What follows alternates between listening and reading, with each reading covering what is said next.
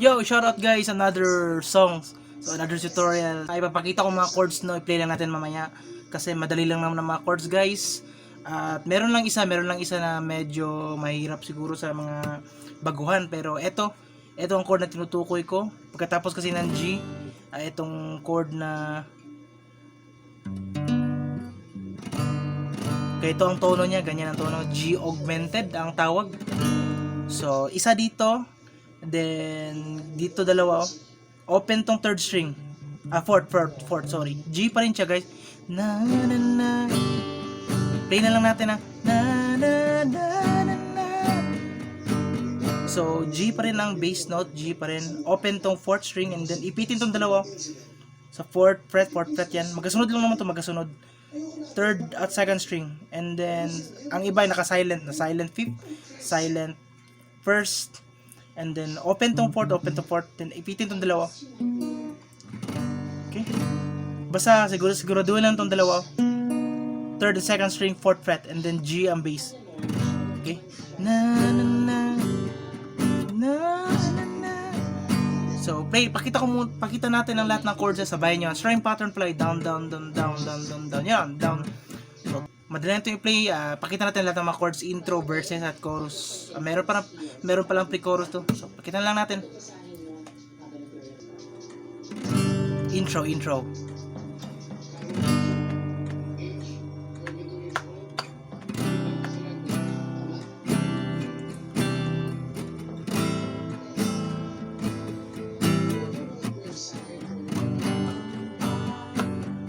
Verse. Down. Okay na, bahala mag-timing. A minor 7. Okay, so G, A augmented,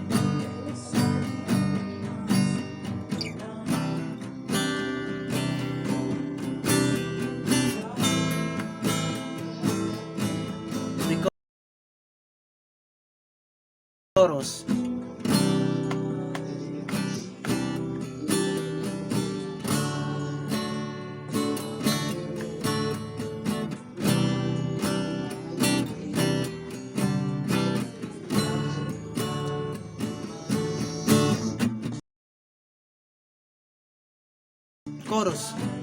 yun pa rin yun.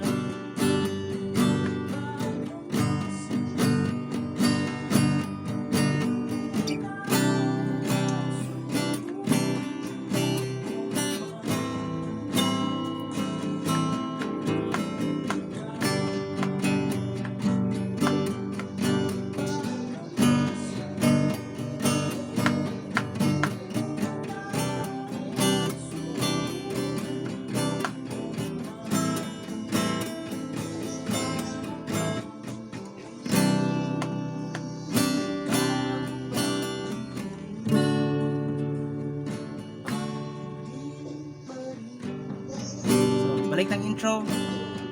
So yan na lahat guys. So, ulitin lang matapos ang kanta. Kaya na bala mag-timing ha.